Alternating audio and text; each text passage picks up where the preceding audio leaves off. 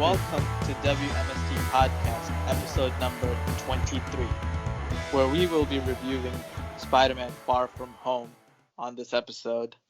And of course, as always, timestamps will be in the descriptions and in the comments below, so you can skip to all the other topics. Let's introduce you to the cast for tonight. We've got the editor-in-chief, Ziggler. Hi everyone, I slave for the gays like Cam. It's got a recurring theme now. This is a running gag now. No, actually I slave for the lesbians. Cam. Yeah. Father Suplex himself is here, Shawn. Why, hello. Not Cam. Haven't talked to you There's a in a lot. long time. Yeah, it's been a while. And we've got the man. The reigning, defending Oh, yeah. W.M.S.T Yeah, heavyweight damn it, world damn it. debate champion, Shawn. Shawn, that's true. And we've got the man with no gimmicks. It's Cam. I've got Camera. summertime sadness. Yeah, that explains his Orange Cassidy state. All right, so with that, let's get started on our review for Spider-Man Far From Home. You'll have to wait till next week to hear Cam's thoughts because he hasn't seen it yet. So he'll join us for the He spoiler probably won't time. even see it next week. I have faith in Cam. He'll see it next week. I don't have faith in him at all. He's too lazy to give for a can of soda. All right, go.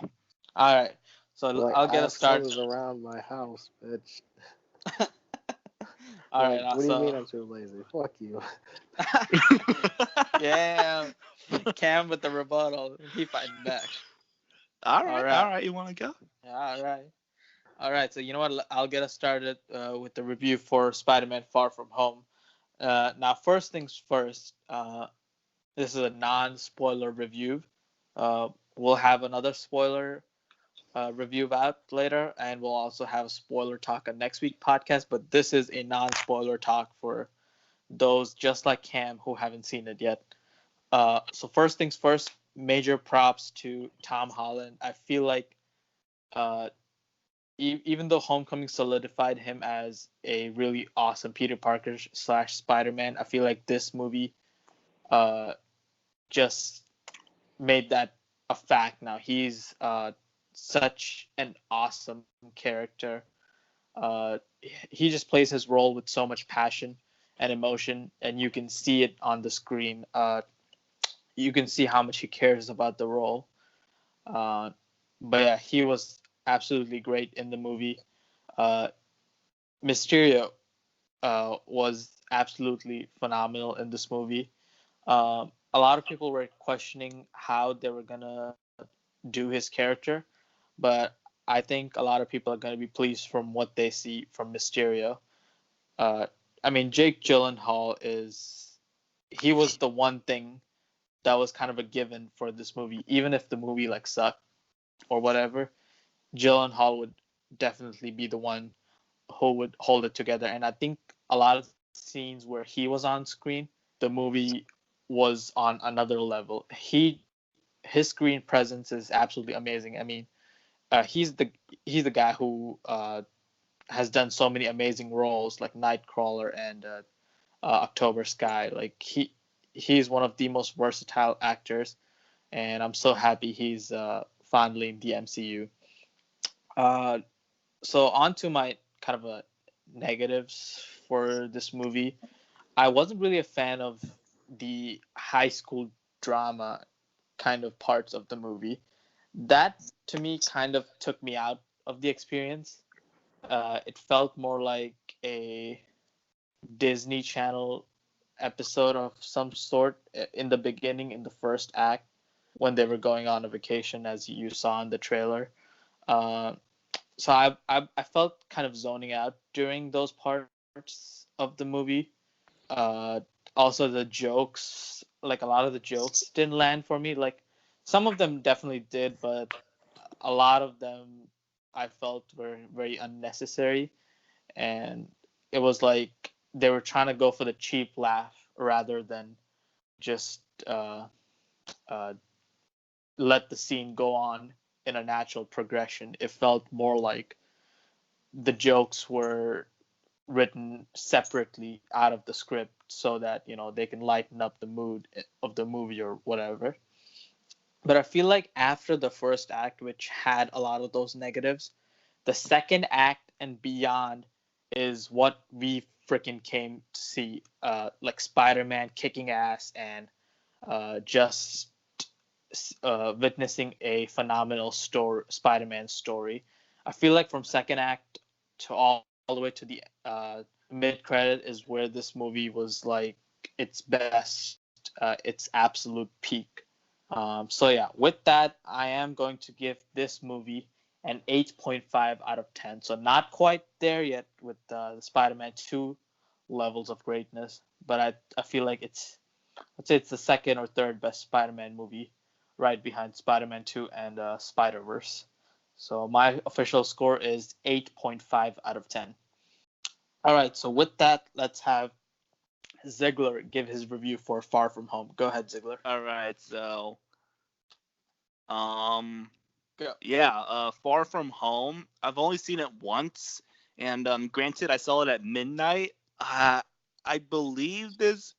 I don't know. I'll probably have to see it again in order. Like, I'm not sure if I love Spider-Verse more or this, but it's probably one of my favorite Spider-Man movies. It's so goddamn good, and I literally cannot wait to see it again because I believe everything about it was great. And I respect your opinion, Syed, that you did not like the high school shit, but I loved it because it was so goddamn true.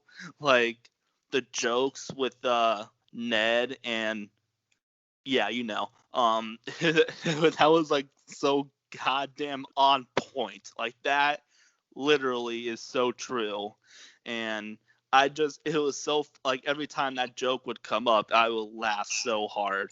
And the movie had me laughing all the time. And in the beginning, like right after the Marvel Studio credits, it had me laughing so hard.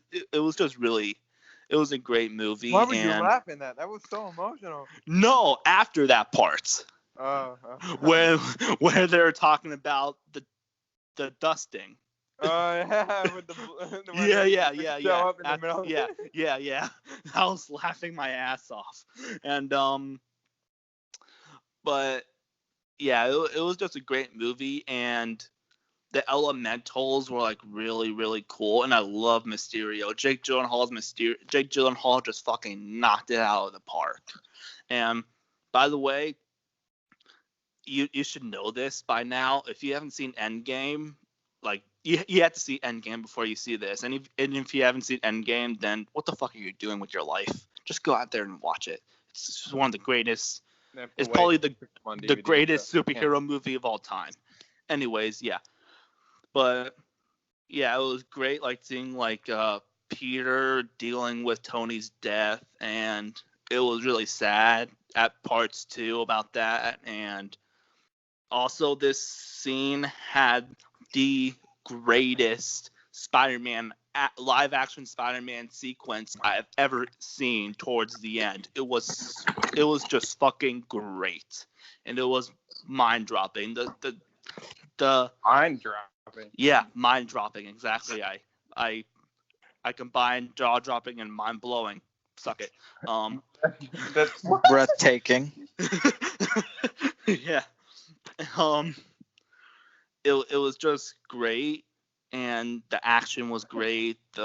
All the jokes landed for me, except for probably like a few, and it was like, and the stealth suit was awesome, and the black and red suit was awesome, which you see in the trailers. And they didn't use the Iron Spider suit a lot, which I actually like. I'm glad he used his like regular suit more. And his chemistry with MJ was really great. I'm not sure if they're dating in real life, are they? I mean, I'm pretty sure they are, but I'm not entirely sure. Oh, okay. But yeah, their chemistry in the movie was great, and yes, Tom Holland is, in my opinion, the best Peter Parker and Spider-Man adaptation to film. I mean, he fucking is Spider-Man, just like RDJ is Tony Stark, just like Chris Evans is Captain America. I mean, he is his character, and I love this Just movie. like Tobey Maguire in Spider-Man. Shawn has interrupted like 5 or 6 times during this, but anyways, yeah, he's the best Spider-Man, and yeah, that's all I have to say really. I give this movie a what'd you give it, Syed? I gave it an 8.5 out of 10. Yeah, I'll give it a 8.8. 8.8 out of 10. All right. Now, Shawn, your review for Far From Home. Go ahead. So, just like Ziggler said, we saw this very late, and it was very tiring, but it was still a funny movie. I actually really liked that the teacher shit, the corny teacher shit. I thought it was really funny because that black dude is really funny. I don't even know his name, but I know he's in a lot of movies. Curb Your Enthusiasm is in. Oh yeah, and but Jake Gyllenhaal as Mysterio was fucking amazing. Definitely the 2 post-credit scenes were probably the best in any Marvel movie to date. Like, I'm not gonna go into detail. I'm not gonna hound it, but definitely beat Homecoming, beat any movie Spider-Man's been in the MCU, and most of the Spider-Man adaptations in general. I don't think it's on the same level as Spider-Man 2 because it didn't hit on such an emotional movie. But it was pretty damn close, and I give it a 8.2.5 out of 10. Okay. The fuck, dude. No, that's a legit And what do you score, mean, like? 8.25. I mean, I think it hit like on like an emotional level, like No, because Peter and MJ in Spider-Man 2 was way more emotional because they had dealt with their personal shit. This one, I don't think that was. But MJ was awful in Spider-Man 2, and I think that like in Far From Home, like Peter like dealing like with like him being Spider-Man and him just like being like wanting to be like a normal kid, like that's like pretty good shit, and him just he turned normal for a bit. Yeah, I think both movies do that really well. But Peter can't do that. He he just wants to spend time with MJ. Fuck, and he just wants to spend time with MJ, and he wants be a normal kid. He wants to ask her out, and he just wants to be a normal kid. He wants to do these normal shit, but he can't because he's Spider-Man, and that hits me on a deep level. It was different. That's what Spider-Man is. That's what Spider-Man great. Tobey Maguire was in college. He was a man. You guys, I think you guys are both right. I think both movies did that really well. That should be our next debate: Far From Home versus Spider-Man 2. I guess so. Yeah. All right. I So, would but with that, love to kick your ass with that. Our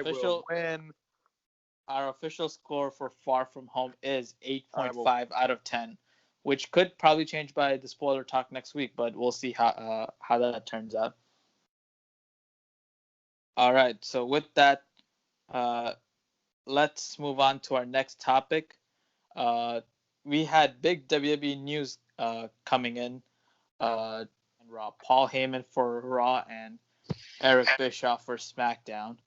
Now, this is like the first time we're covering WWE news in a long time because, as you can see, this was a huge deal for many people.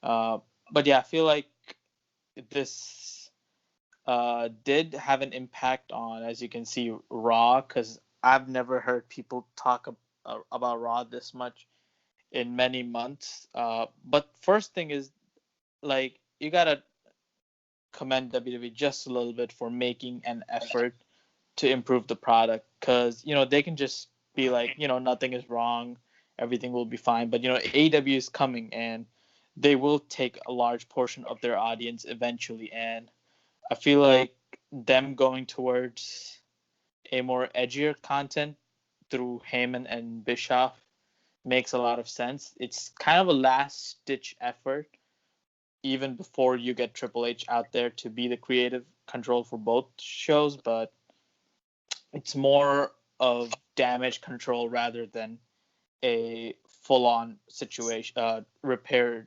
situation. I think one thing that the Raw from the segments I saw that were influenced by Heyman that did really well was the segment with Braun Strowman and Bobby Lashley where they collapsed the stage, and the segment between Maria and Mike where she just like went off on him for not being a man or whatever. So I think those two segments really were kind of what Heyman's vision kind of looked like to me. It felt very ECW-ish. And I feel like those are the kind of segments that subvert the audience's expectations. So hopefully WWE doesn't go all Ryan Johnson in subverting expectations, because you don't want to do that too much either. But I think it's a nice change of pace from the regular programming. Now Bischoff's situation is like a little bit different because he was supposed to come in and start influencing the storylines, but apparently his flight got canceled or something, and Vince was mad. So then they're like, okay, you're gonna come in after Extreme Rules, so we're gonna have to wait for him after Extreme Rules to come in and change stuff for SmackDown. But the reaction backstage hasn't been that well receiving to the news of Heyman. Actually, for Heyman, it's been more mixed to positive, but for Bischoff, it's been more mixed to negative because there's a lot of guys backstage who worked in TNA, who didn't really have good relations with Bischoff, and a lot of them are blaming Vince for not knowing the fact and being so tone deaf as to hire somebody that had heat with a lot of the backstage personnel who's going to be working with Bischoff now. I have no idea how that's going to turn out, but there's a lot of wrestlers anonymously saying that Bischoff is not the guy you want to head creative for SmackDown. He isn't very in touch with the current landscape of wrestling. So those are some interesting points, and I am definitely interested to see how it turns out. Maybe I'll tune into a Raw to see how things have changed, but yeah, we'll see how it goes down. And Cam, your thoughts on these recent signings? You want to know the worst part about the news coming out? It came out right when we were done with with our last episode, which is in the archives. Yep. I'm hoping, praying that this changes everything. Like, because they've been spinning their wheels ever since WrestleMania. Like nothing noteworthy has been happening, other than the fact that Lesnar is champion and he became an overnight meme, and Bailey and the Firefly Funhouse, and you can see me pausing basically because there's nothing Sounds like really losing noteworthy out there. interest with each subject you're saying. Like I'm losing interest with it, even if some of these things are good. They're like temporary patches to a hole. I'm hoping that most of this stuff it can actually work. I mean, Raw last Monday was actually a really good. It was actually a pretty good episode. It had great. It was more noteworthy than boring and like the usual Raws have been. Keep in mind that this is actually the first Raw that I've watched in over a month. The last episode I watched was the episode where Vince announced the rule. Sure, the rule is still around, still kicking around, but I want it to be just dead once it starts to pick up steam. As for the episode, like I said, more noteworthy than boring. Had the Strowman and Lashley destroying the stage, Drake Maverick, and the 24/7 title Maria and Mike and the pregnancy thing. By the way, she's actually legit pregnant. And the AJ and Gallows and Anderson turn. Like I said, more notable. Real good stuff. Like it's a step in the right direction, and hopefully they keep going in this direction. As for SmackDown, with the Bischoff thing, it's probably okay. Let's just finish these storylines, and then we'll start new and fresh. Yeah, that makes sense to me. And Ziggler, your thoughts? I mean, I don't really have any high hopes for this, I guess, but I mean, at least it's something, you know. I like him and I like Bischoff. They're cool, I guess. And I mean, yeah, this Raw maybe was like the best one of the year. I really don't know. Which isn't saying much because the year has been like total shit pretty much for WWE, excluding NXT. But the yeah, it's just I don't know. I mean, this Raw was pretty good, but it wasn't like it didn't like keep me like interested like for the whole thing, which is really hard to do in a 3-hour show. Like fuck. And I know they're trying, even though they're saying they're not trying to compete with AEW. I think it's pretty obvious that they are trying because, like you said, Syed, AEW is going to take a lot of their viewership. So yeah, and I think that I mean I hope it's I hope it's going to work out good, and I hope the product is going to be better because I still love professional wrestling, and I would love for the product to be better. Like I would love for the product to be like NXT because NXT is so goddamn even that 1 hour weekly show is on the network. They're just so goddamn good, and if they can do that with Raw and SmackDown, that'd be great. And cut Raw to like 2 hours. I can't do 3 hours, man. Most people can't do Please. 3 hours. Just cut it down to 2 hours. 3 hours is good for the pay-per-view, but just cut it down for 2 hours. Like AEW is doing 2 hours, not 3, because they know 2 hours every week. Like fuck, man, that's not good. That's why I've been watching SmackDown for the past few months. Yeah. And NXT is only 1 hour, and it's so good. Like I'm never bored for 1 second during NXT. So yeah. Even if it Yeah. isn't special, it's still better than what Raw is doing. Their special is like 2.5 hours too. You know, like their takeovers are like 2.5 hours.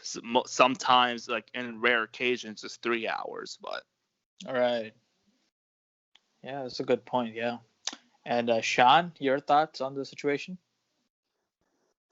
I think hiring Bischoff and Heyman is very smart because you have Heyman, who's probably one of the greatest minds in wrestling history, along with Bischoff, who beat McMahon in the WCW versus WWE days. He beat him in the ratings a lot, and so you have two fantastic minds coming together to help save these not so good brands, and you know it could really work if Vince really wants. Because Vince gets the final word, obviously, but Heyman is working directly under Vince, and so is Eric. So if hopefully when they suggest something, Vince listens and they go for it, and it'll make the show better, guaranteed. Because I said this before, and I will say it again. I would pay money to listen to Heyman just sit in the ring and talk for 2 hours. Anything he says is just gospel. So yeah.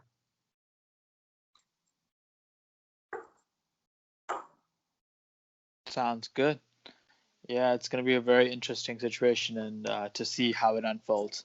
All right, so with that, let's review WWE's potential competition, AEW's Fyter Fest, which was the free pay-per-view, and a lot of people for the first time got the taste of what an AEW pay-per-view is like.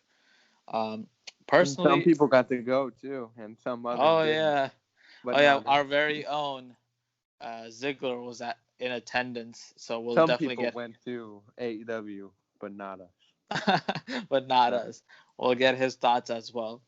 Uh, I was a little bit in and out uh, of watching the pay per view. I definitely got to see the ending of the pay per view, which I will review. The Darby Allin versus Cody match is probably what created the most buzz out of anything on the card. I mean, uh, more than just the post match interaction, the match itself went to a 20-minute draw, and it was absolutely a star-making match. I gotta give props to my boy Ziggler here. I've never seen Darby Allin before, but Ziggler said on this podcast that Darby Allin is uh, one of the better workers today, and boy, I'll tell you what, he is definitely a rising star and somebody to look out for. And this match definitely put him on the map to do just Even that. if he looks like a generic creator wrestler from a Smackdown game, Right. I know you said that, and I was like, wow, you a you god you are creator actually right. wrestler. Yeah, he does look like creator wrestler from SVR 2006. But other than his appearance, I feel But like, his face paint is really cool though. oh yeah, his face paint is super Yeah, the cool. Yeah, paints, not bad. right, for sure. But yeah, he's just got incredible ability in the ring. Like I feel like he's one of those guys who's just not he's not just athletic, but he's also able to tell a really great story in the ring, pace himself between spots, which kind of gives the audience the sense of an anticipation a la theater, and I think he does that very well. Uh, And another but yeah, thing, what's that? what the fuck was that coffin drop? I I know, know that was right? probably one of his signature moves, but don't ever do that shit again. Dude, he always does that. That's like one of his big spots that he always does in like I indie know. shows. I mean, if this was a WWE show, they would be screaming on the commentary, "The apron is the hardest part of the ring" and stuff like that. And Aproning intensifies. right, aproning Like intensifying. seriously, don't do that on the apron again. I do not Like want to see this man break his back. I have never seen Darby Allin land that. I've always seen him crash and burn with that spot. He never landed on someone. Yeah. But yeah, other than that though, like the post match interaction is probably what people are going to be talking about. Cody taking a chair shot on the head from Shawn Spears, aka Ty Dillinger, and busting his head open. Now, here's the thing, right? I don't think every wrestler in AEW is gonna get to do that. Only it's probably the kind of spot reserved for the top guys. And as you can see, it made a huge impact. People were talking about it, and going back to Eric Bischoff, as he said it himself, controversy creates cash, and this was very controversial and something I don't think AEW should shy away from.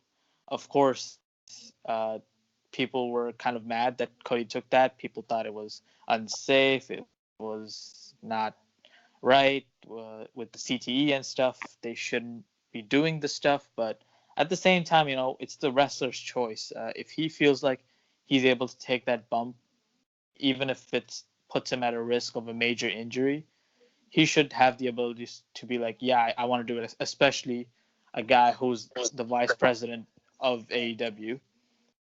And the good thing was he was fine. There was no concussion, only 12 staples. I mean, which is still really bad, but it wasn't an injury to put him out for a while. So that was good. The main event though, John Moxley versus Joey Janela was absolutely phenomenal. So many awesome spots.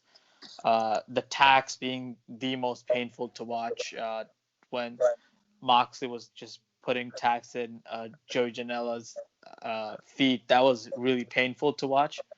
Only because for some reason when he was doing that to him, I felt it in my own feet. Like, it's kind of a weird thing. Other than that, though, all the spots in this match were really awesome. So many awesome barbed wire, table spots, ladder. Oh yeah, that Joey Janela leap off the ladder. That was a beautiful looking elbow drop, and I think I saw like a photo somebody took, I think, from the crowd. That photo looked really like magnificent for some reason. I think the way the lighting and the height he got on that leap was really awesome. Those were the two matches I was able to watch fully. But other than that, I will have one last comment. I feel like AEW has a very strong main event and mid card. I feel like their main event and mid card is uh, has one of some of the top notch wrestlers in the world. But I feel like their undercard isn't as good. I feel like their undercard is okay, and it's not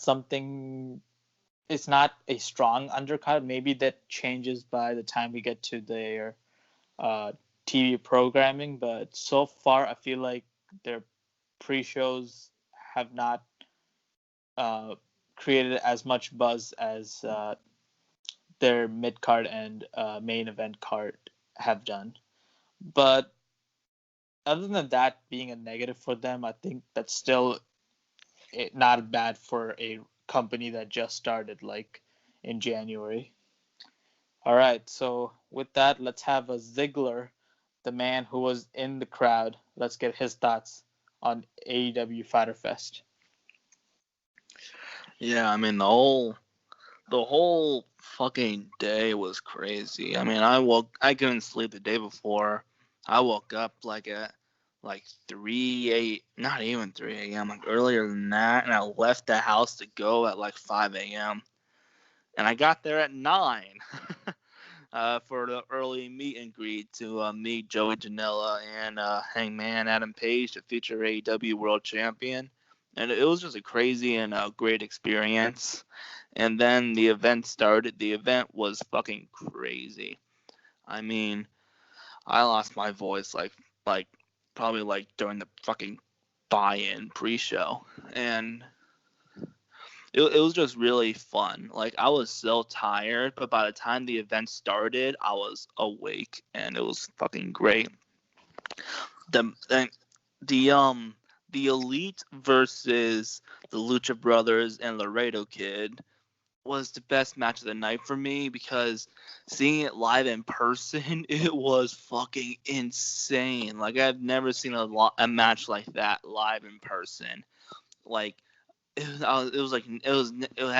never had a boring spot. It never like had like a period of like rest holds and stuff. It was just action, pure action for like 20 minutes, and it was fucking great. It was the loudest I have been during a match, probably, and like the loudest, like the most times I've like stood up and cheered and applauded. It was fucking great.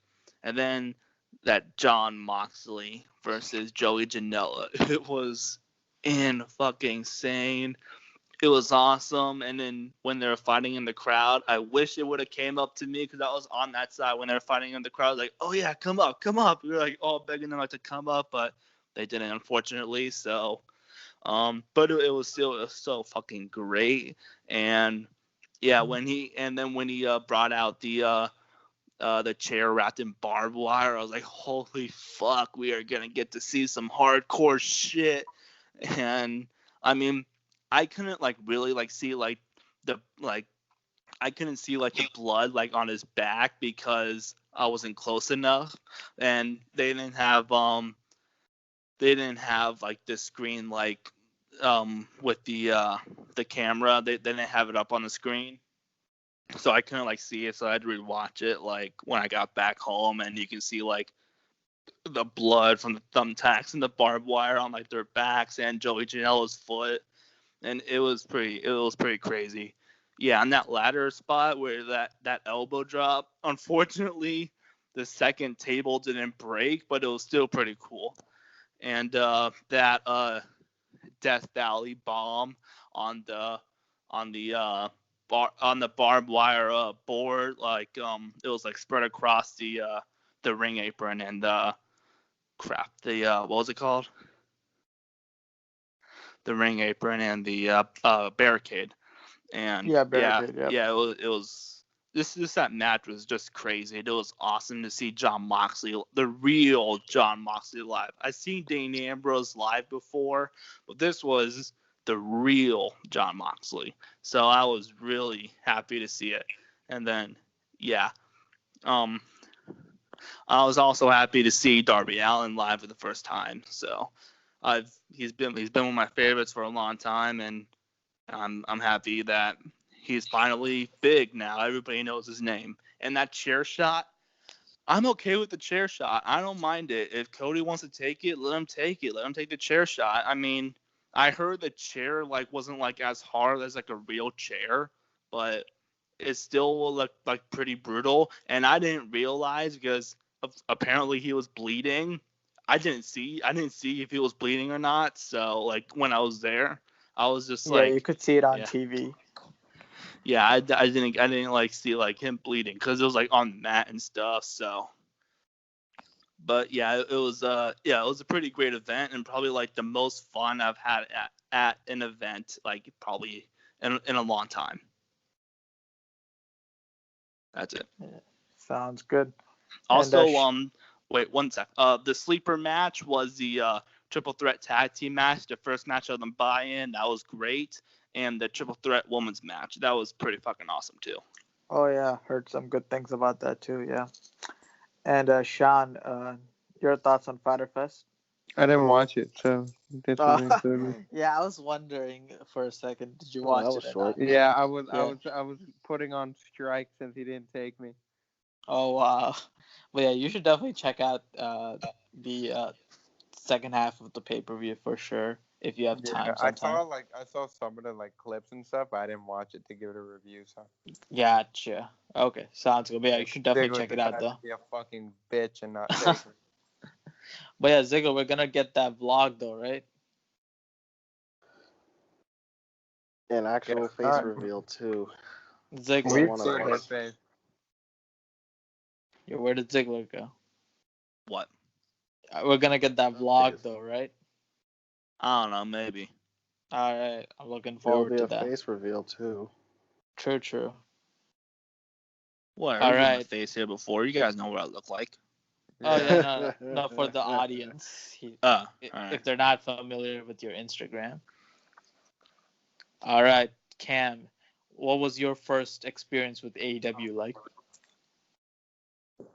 All Elite is actually, even though it's a promotion that is literally a fetus, it has a great future ahead of it. Sure, there are growing pains, but other than the growing pains and the buy-in pre-show not looking the best, even though I did like that hardcore match, that's a guilty pleasure match. I actually enjoyed the show. Really fun show. Sleeper matches for me were the first two matches, the women's triple threat, Chris Daniels and Sema. The six-man tag is a match that a lot of us didn't, that you guys didn't really mention. It was a match that was in fast forward basically. Hey, I mentioned it. Sorry, I wasn't paying attention. Oh, well, fuck me then, right? No, fuck me. This guy. Oh, okay. No, really, don't fuck me. I wasn't going to.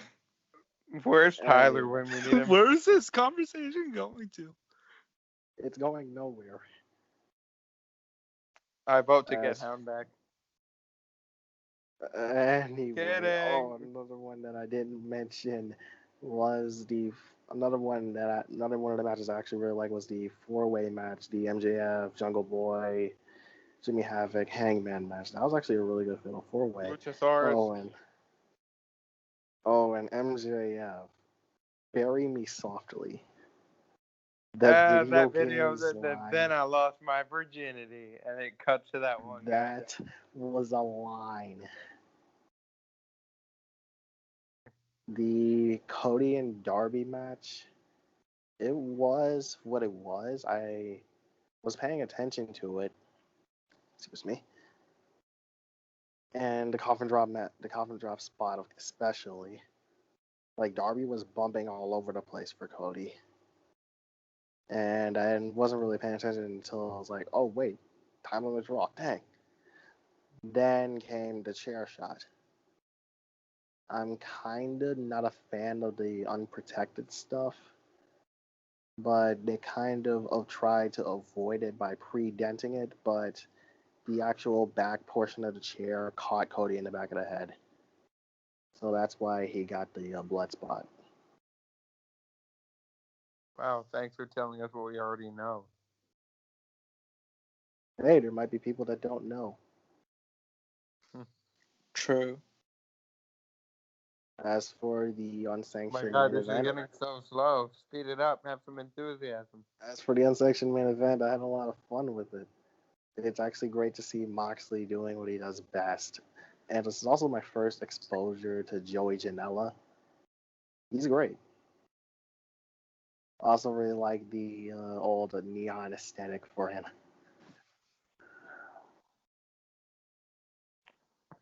As for Fighter Fest, even if it's not a perfect show, I really enjoyed it.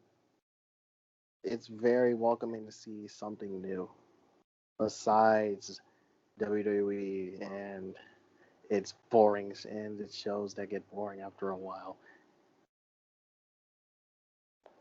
Even if Yeah, Stomping Grounds sure. wasn't that bad of a show.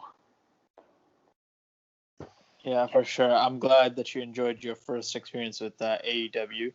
Really looking forward to All Out on August 31st. All And the right. best part about it, it was Oh yeah. free. Oh yeah, and it was free. Yeah. So glad people got to see it, and they put on a really good show for the viewers. That's the important part. For And free. for free.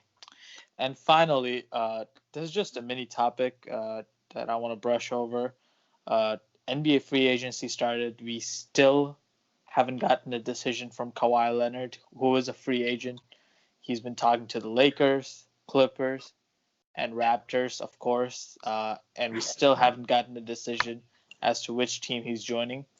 The Lakers are probably getting desperate because they need to uh, do the AD trade, and there's just all this cap space gymnastics going around where they need to get that trade in before they sign Kawhi, so they have enough space to sign Kawhi and get the AD trade done, and of course sign more players because the Lakers literally only have 4 players on the roster right now. But the big one that a lot of people have been talking about is Kevin Durant and Kyrie Irving signing with the Brooklyn Nets. Not the New York Knicks, the Brooklyn Nets. Those poor saps. The Brooklyn Nets, right? The Brooklyn Nets are Not the contenders. Nets. Not the Nets. Right, the Nets are the contenders while the Knicks are still rebuilding. It's honestly kind of sad, Its but depression has set in. right. Like it's just sad how they struck out on Zion, KD, and Kyrie, but at the same time, it's the Knicks and it's kind of hilarious. But yeah, I feel like the D'Lo trade also was like surprising. A lot of people are probably pissed that the Warriors got a different All Star, but I feel like they're not as overpowered as they were. So I think that should be better for the league. And I feel like this Brooklyn trade is just bonkers. It's the kind of move that just transforms a team overnight, and they are going to probably contend in the next 2 years after KD, of course, recovers fully. Cam, what was your thoughts on the free agency? I lost track over all the free agency trades and Right? jumps. I'm practically trying to look up what did we get? What did they get? The Atlanta Hawks got Vince Carter as a free agent, right? Like I'm looking at the ESPN article. Oh, did he resign with the Hawks? I thought he's still a free agent. Says 2019 free agents, and Vince Carter is one of them. Oh wow, so he's going back to Atlanta. That's gonna be Vince's last season. Yeah, that is his last season. End of an era, basically. Yeah, I was hoping he would go back to the Toronto Raptors, for the memories. But oh well. Wait, what was Anyway, your thoughts Durant, on the Brooklyn? Yeah, with the signing. Durant and Kyrie, that is going to be a killer duo. I know, Kemba right? Walker is going to the Celtics. Jimmy Butler going to Miami. Clay staying with Oakland. Tobias Harris is staying with the Sixers. Al Horford with the Sixers. D'Angelo to Oakland. And Enes Kanter to Boston. A lot of movement. Porzingis to the Mavericks. Right. Brook Lopez staying with the Bucks. Right. Like, I'm looking at an article, so that's why I'm just listing them off. Yeah, no. But I think overall just a lot of movement, a lot of shocking signings too. It's just changed overnight, basically, to the point where it's like, oh my goodness, all this has happened. Right, exactly. But I hope to be covering Kawhi's decision next week. Right, it's gonna be the LeBron decision all over again. I know, right? And he's also making the teams wait so much. It's like, come on, Kawhi. What would have been the ultimate? It would be a really bad swerve if he just, you know what? I'm gonna go to Oakland just to say fuck you. Yeah, for sure. That's or true. he just goes back to the Spurs. Right. Signs for the minimum. Wouldn't that be a plot twist? Oh, and another one. Derrick Rose to the Pistons. I know, right? That's crazy. Definitely going to be their sixth man. Looking forward to that. Breaking news, everybody. Kawhi Leonard has signed with the Los Angeles Clippers.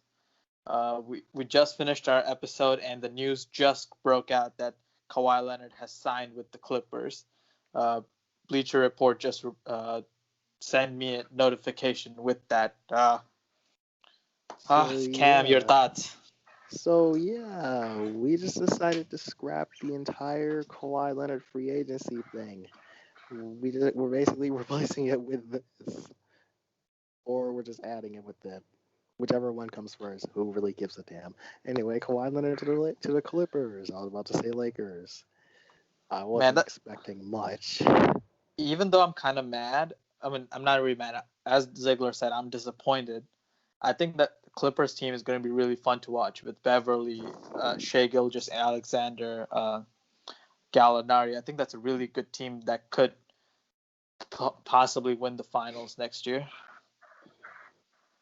Ah, dang it. Yeah, and sorry, Cam, your thoughts? This could be new contenders now. And I was really hoping. Yeah, sorry to interrupt you. I'm like, sorry. Just go ahead. Keep going. Yeah, I'm sorry. I didn't want to interrupt you, but it's just, I'm having so many reactions in my head right now because I really wanted him to go to the Raptors. Really wanted them to repeat, but even though he didn't sign with the Raptors, I think Raptors are still in a great position. I think Siakam has improved a lot.